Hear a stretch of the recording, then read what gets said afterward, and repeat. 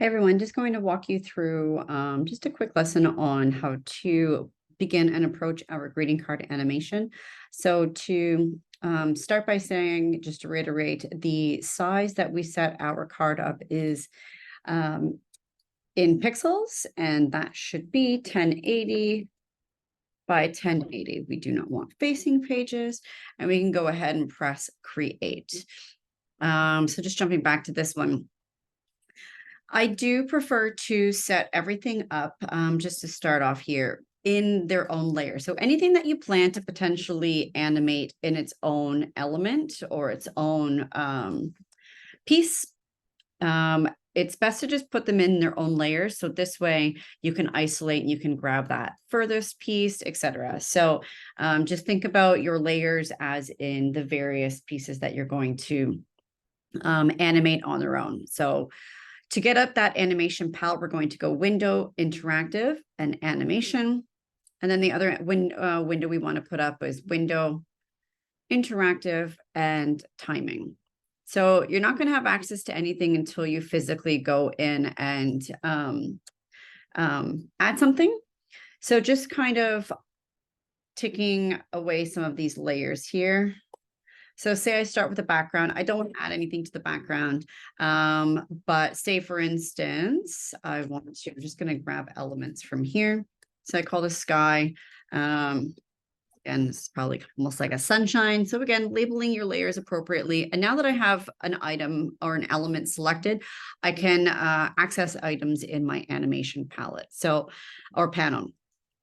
So be sure not just labeling your layers, be sure you're labeling your items within the animation panel, because what we want to make sure that we can see is when I call this circle, it's called circle over in my timing. If you don't have these properly labeled, you're not going to know what's from what. So just to start off, so let's say I want this little circle to, when it starts animating, it's going to expand.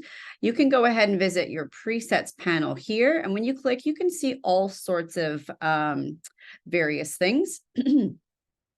I have picked the grow panel, but then I have adjusted. So once you select one of those, you can see that it kind of gives you a preview as to what that does.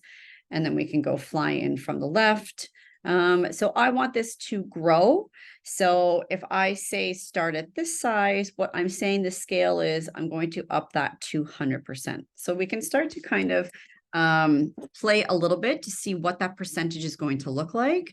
And then if I go ahead and press preview play, I get this little window that comes up, and you can see how big 1,000% is going to scale up to. So that's probably a little bit too big. So maybe I need to scale this down to 700%. I can go ahead and press play, and 700% is looking a lot better here. So let's leave that where it is for now. I'm going to go ahead and lock up that sky panel. I'm just taking my elements from my existing kind of tester. Now, next, I want those clouds to come in. So I'm going to go ahead and paste those clouds in there. And I have these currently set as a fade in. You can adjust the speed.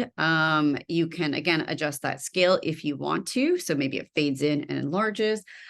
So use your discretion. The best way to do this is just to get in there and start playing. So again, if we want to see what that is looking like, and there we go. So we can see that that sun's scaling up, and then we can see the clouds growing. So just looking and referring back to that timing panel, we can see our order that's happening here. So first, when that animation is going to play, the circle comes in first, or the sun, and then the clouds start to fade in.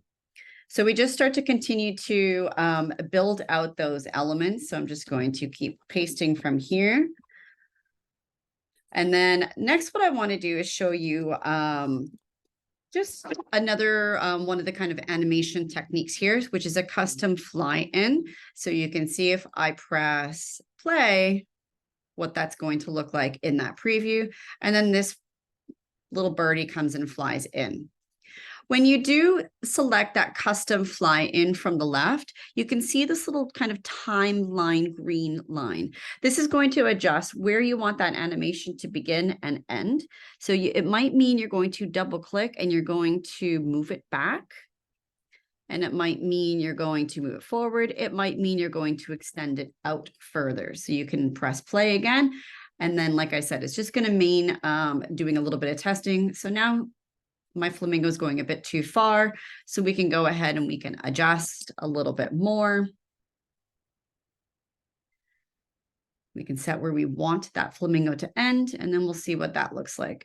And I'm pretty happy with how that is.